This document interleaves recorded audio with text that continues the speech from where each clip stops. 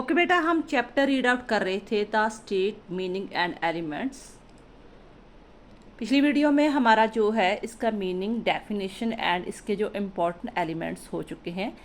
इस वीडियो में हम करेंगे non essential elements of the state और other characters of the states, कि उन चार एलिमेंट्स को छोड़कर और कौन से एलिमेंट्स वगैरह हो सकते हैं, और ये भी करेंगे कि इसका इम्पोर्टेंट एलिमेंट स्टेट का क्या है। तो फर्स्ट ऑफ ऑल आ रहा है यूनिटी। कहता है the feature of the unity implies that the people inhabiting the territory of the state should have one political organisation. The people and the territory of one state cannot become the party of another, therefore there cannot be territory of the state which is under the country and other any state. कहने का भाव ये है कि अगर पहली जो इसकी ये फीचर्स है कि आप किसी स्टेट के अंडर रह रहे हो और उसकी पॉलिटिकल ऑर्गेनाइजेशन को मान रहे हो, आप ये नहीं कह सकते कि मैं इस जो मान लो कि इंडिया है, इंडिया के बीच में कोई स्टेट कहेगा कि नहीं मैं इसे छोड़कर चाइना में मिल जाता हूँ या पाकिस्तान में या बांग्लादेश में, ऐसा नहीं हो सकता। ठीक है, जो उसके अंडर जो प्रांत आ रहे हैं वो उसे इंडिया की कॉन्स्टिट्यूशन को फॉलो करना ही पड़ेगा, क्योंकि वो उसका पार्ट है, वो उनसे सेपरेट नहीं हो सकते। इसीलिए तभी तो यूनिटी क्रिएट होगी ना। तो यूनिटी इसलिए ज़रूरी है, चाहे उनकी लैंग्वेज अलग है, रिलीजन अलग है, ठीक है, कुछ भी वो डिवर्सिटी आ रही है, बट फिर भी इसके बावजूद भी उसको एक यूनिटी की तरह रहना पड़ेगा। सेकंड है all comprehensiveness. All comprehensiveness means that all the people or groups of the people come within the jurisdiction of the supreme power of the state. कि जो सभी देशवासी है, जैसे इंडिया है कितना है, नॉर्थ से लेकर साउथ तक कितना बड़ा है, ईस्ट से वेस्ट तक लेको है ना, लेकिन वो सभी ही एक jurisdiction of the supreme power of the state के अंडर आते हैं। ठीक है, पता है कि इंडिया का एक ही कॉन्स्टिट्यूशन है। No individual or group of people, organization or institution can be out of the jurisdiction of the state of sovereignty. कोई भी स्टेट सॉवरेनिटी किसके अलग नहीं हो सकता। ये अलग बात है, हम इंटरनेशनल कम्युनिटी या ऑर्गेनाइजेशन के मेंबर बनते हैं, बट वो हमारी अपनी इच्छा का आधार है कि हम उसके मेंबर बनते हैं। एंड थर्ड है continuity. The form of the government in the state में undergo frequent change but it doesn't affect the existence of the state. हमें पता है कि गवर्नमेंट के फॉर्म चेंज होते रहते हैं, कभी चलो मान लो इंडिया में बीजेपी की आ गई, कभी कांग्रेस की सरकार आ गई, कभी मिक्सअप आ गई, ठीक है, गवर्नमेंट चेंज होती रहती है, लेकिन जो स्टेट है वो सेम टू सेम ही रहता है, वही कॉन्स्टिट्यूशन रहेगा, वही रूल रेगुलेशन रहेंगे। एंड थर्ड है परमानेंस, कि स्टेट परमानेंट रहता है। ठीक है, कहता है it means that the state is the permanent institution. Garner ने भी कहा है कि population organise state remains always under the same organisation. एक एग्जांपल और दी है, मान लो किसी वार के दौरान या किसी पीस स्ट्रैटेजी के दौरान कोई स्टेट जो है दूसरे अंडर आ गया, किसी ने दूसरे देश ने किसी देश पर कब्जा कर लिया, लेकिन वो किसी न किसी स्टेट के अंडर है, एक देश को छोड़कर दूसरे स्टेट के अंडर हो गए हैं, लेकिन स्टेट उनका रहेगा। जैसे पाकिस्तान से निकल के एक अलग उनका बांग्लादेश बन गया, ठीक है, लेकिन वो किसी स्टेट के अंडर ही लोग थे। जैसे जो तिब्बत देश था वो हमारे इंडिया से निकलकर चाइना में चला गया, लेकिन उनकी जो ऑर्गेनाइज पीपल वो सेम ही स्टेट के अंडर ही रहेंगे, परमानेंट रहेगा। इक्वालिटी, इक्वालिटी इट मीन्स के चाहे कोई स्टेट छोटा है चाहे बड़ा है क्षेत्र से, चाहे जनसंख्या से, चाहे डेवलप है अनडेवलप्ड है, रिच है पावर है, उनकी सभी इंटरनेशनल ऑर्गेनाइजेशन के सामने इक्वालिटी है। किसी को ये नहीं कहा जाएगा कि तुम तो छोटे से देश हो, जैसे हम लग्जमबर्ग के बारे में बात करते हैं, वेटिकन सिटी के बारे में बात करते हैं, तो उसको नेगलेक्ट किया जाएगा, ऐसा नहीं होगा। सभी की अपनी अपनी इम्पॉर्टेंस है, वो इंटरनेशनल ऑर्गेनाइजेशन के सामने सेम है, इक्वल है। इंटरनेशनल रिकॉग्नाइजेशन, हाँ ये भी चीज़ होती है कि जो भी देश एक नया देश बना हुआ है, मान लो जैसे चाइना था, चाइना 1949 में बना है ना, तो उसे इंटरनेशनल रिकॉग्नाइजेशन मिलनी चाहिए, एक मान्यता मिलना चाहिए कि हाँ जी ग्लोबलाइजेशन एक देश है, जैसे बांग्लादेश था, जैसे चाइना आया। ये ज़रूरी होता है कि कुछ डिप्लोमेटिक रिलेशन कम जो हमने बनाने होते हैं दूसरे देशों के साथ, इंटरनेशनल ऑर्गेनाइजेशन का मेंबर बनना है, तो फॉर दिस रीज़न ज़रूरी है कि उसे सभी देश मानता दे कि ये इसकी अपनी एक आइडेंटिटी है। कहना many scholar are of the view that recognisation of the state by the international community is absolutely necessary for the state. It is after the attainment of the international recognition that a state become the member of the community of the nations and the established diplomatic relation with the other state. Example दे दी मैंने आपको China और बांग्लादेश की।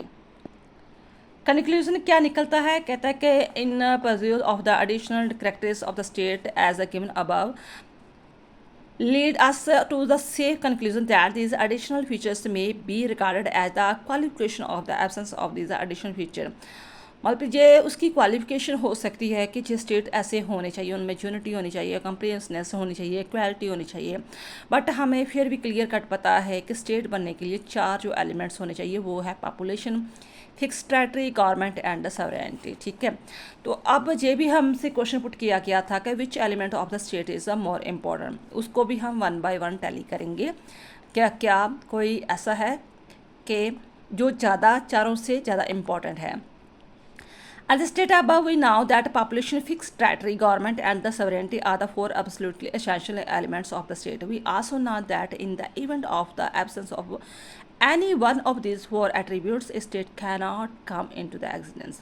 Therefore, each one of these 4 elements has its own significance, and it will be future of the state that one particular element is more important than the other.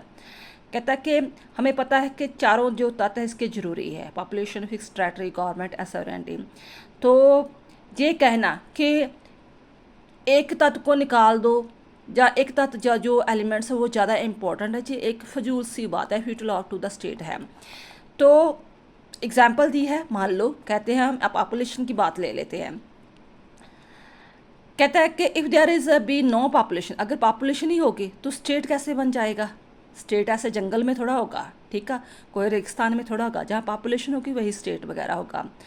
तो similarly if the population is not inhabited in the fix territory, इसी तरह ही मान लो population है, ठीक है, but वो fix territory पर नहीं है, तो भी जो है वो स्टेट होंद में नहीं आ सकता। उसको एक रेगुलेट करने के लिए गवर्नमेंट भी होनी चाहिए, अदरवाइज अनार्की फैल जाएगी।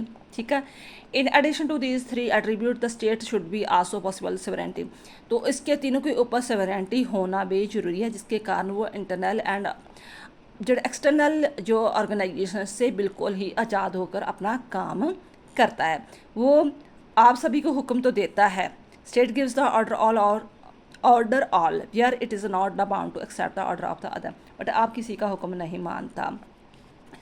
तो फिर बात ये कही जाती है कि हाँ भी सॉवरेनिटी थोड़ा सा सबसे इम्पॉर्टेंट वगैरह है, most important element of the state. अब we have read that the all elements of the state have their own importance, and even if one of these elements is absent, the state cannot come into the existence. But some scholars are of the opinion that the sovereignty is the most important element of the state because none of the other organization or association has this element. This is the element which distinguish the state from the other association, etc. Because of its sovereignty, the state can give order to all other association where it is not bound to obey the order of the other. Therefore, sovereignty is considered more important in the comparison to the all other. ये आपका question complete हो जाता है। आगे ये है जिनके 1-2 number वाले क्वेश्चन आते हैं, ठीक है, जैसे पटियाला यूनिवर्सिटी है या कोई और यूनिवर्सिटी वगैरह है।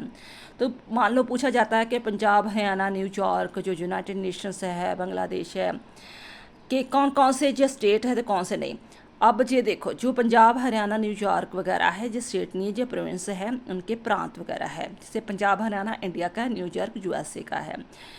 यूनाइटेड नेशन जो है खुद एक इंटरनेशनल ऑर्गेनाइजेशन है। बांग्लादेश देश है, सिक्किम जो है हमारी जो इंडिया का ही एक सिक्किम भी जो है वो भी एक Sikkim had never been a full-fledged state because 1975 it has a protective state and its the defense, foreign affairs and the maintenance of the internal peace has been the responsibility of the government of the India. Bhutan जो कह लो वो भी like Bhutan is like India, Bhutan is आसो सवरेन state है। British dominance जो है वो जो इंग्लैंड के अंडर आते हैं, कौन कौन से, जैसे कनाडा है, ऑस्ट्रेलिया है, न्यूजीलैंड वगैरह है। इज़राइल जो है वो स्टेट है क्योंकि वह 1948 से बन गया था। यूनाइटेड ऑफ द फेडरेशन ये एक संगठन है जो लोगों की भलाई के लिए काम करता है। तो जैसे कह लो कि पंजाब, हरियाणा, जम्मू कश्मीर जो यूपी है वो इंडिया के एक फेडरेशन वगैरह है जिसे हम संघातम प्रणाली बोलते हैं।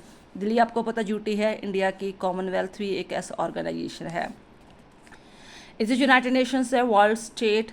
The United Nations is an international organization which was established on October 24, 1945 and today 193 countries. United Nations जिसको हम UNO कह देते हैं, वो इंटरनेशनल ऑर्गेनाइजेशन बॉडी है जो पूरी दुनिया के जो प्रॉब्लम्स है उसे सॉर्ट आउट करने की कोशिश वगैरह करती है। ये एक स्टेट वगैरह नहीं है, ठीक है। तो नेक्स्ट वीडियो में हम करेंगे कि state and society and state and government के बीच में क्या अंतर है। थैंक्स बेटा।